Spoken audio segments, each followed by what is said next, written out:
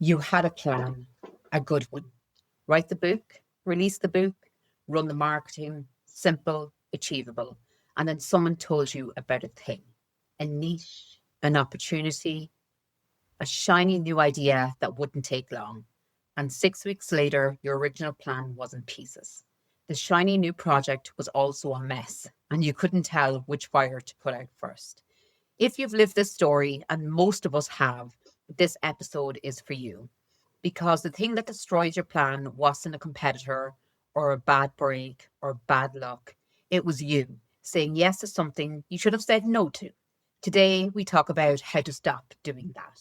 Hi, I'm Aoife Proudfoot, and this is Author Mum Academy, a podcast for mums building a real writing career on the hours they actually have. I'm glad to have you back. So most authors think their problem is creativity, maybe marketing, productivity, or time. They want more ideas, more reach, more output, more hours. But after 40 books and 3 kids, I'll tell you what the real problem is. And it's almost never the one we name. The real problem is focus, specifically the inability to say no to new ideas once it shines at us. The author world is full of shiny objects, new niches, new genres, new platforms, new software. A friend who's killing it on Substack, a TikTok trend, a simple side project that we think won't take long. Every single one of those is a yes to dress up. It's dressed up to look harmless. But here's the math nobody teaches. Every yes is a no to something else. There's no free yes. When you say yes to 3 new short stories in an untapped niche, you're saying no to the book you've already planned, the launch you've already promised, the energy you'd already given to your existing audience. You can't see the no yet, but it's there. Let me show you what mine look like. Okay, so I had a plan, a real one. Write the book, release the book, normal stuff, do the marketing, 3 steps, clear as glass. Then a friend told me about a niche, a space that wasn't being served, an opportunity. And she said, in a way friends do, where it sounds like she's just sharing, but my brain heard opportunity you'd be a fool to miss. I thought about it. I thought about 3 short stories. It won't take me long. I could fit this in. Why not? 3 short stories turned into 3 covers I needed designed. 3 covers turned into 3 marketing plans. 3 marketing plans turned into 3 pre-orders, 3 release timelines, 3 art teams, 3 new ad sets. And meanwhile, the book I'd actually planned to write was still sitting there, half finished, getting older by the day. The release I planned was being silently pushed back. The marketing I planned was going stale. My brain started pulling in all directions. I'd sit down at 10 a.m. with my coffee, ready to write, and I'd find myself opening 7 tabs, trying to remember which project was due first. Was I writing chapter 12 of book A today? Or was I polishing, the short story number 2? Or designing the launch for short story number 1? My system, the one that had worked for years, was shredded. Overwhelm came next, the kind that doesn't announce itself. It just sits in your chest while you stare at the screen. And then burnout, like a real burnout, the kind where you don't write at all because every option feels equally impossible. The end result was nothing really got done. Not the original book, not the short stories, not the marketing.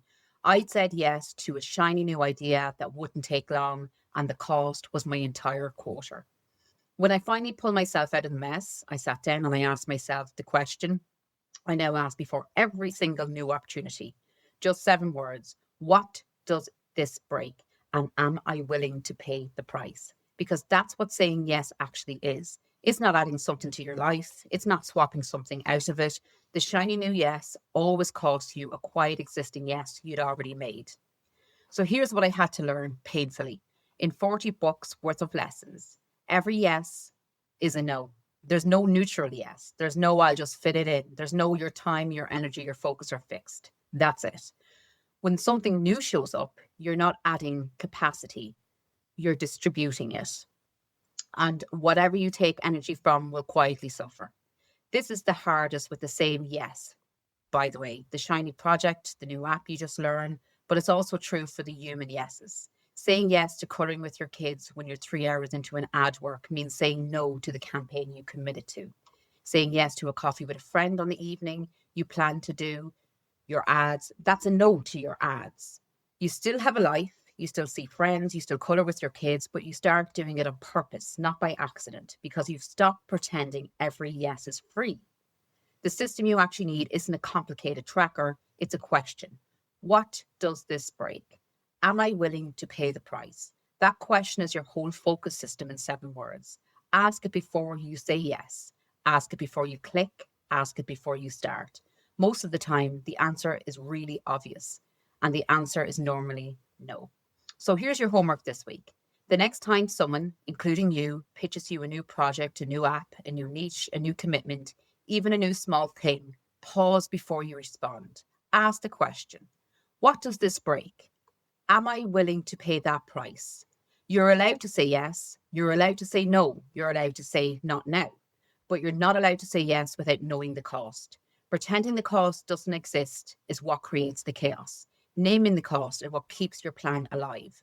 One question, use it for 1 week. Watch how many things you don't actually say yes to anymore. The rule I want you to walk away with this week is this: stick to the plan and learn to say no to shiny things, even the ones that won't take long, especially the ones that won't take long. Next week, we're going to talk about the launch that flopped, the trailer that changed everything, and how I figured out you can't do all the marketing on 3 hours a day. Until then, ask the question. I'll see you Tuesday.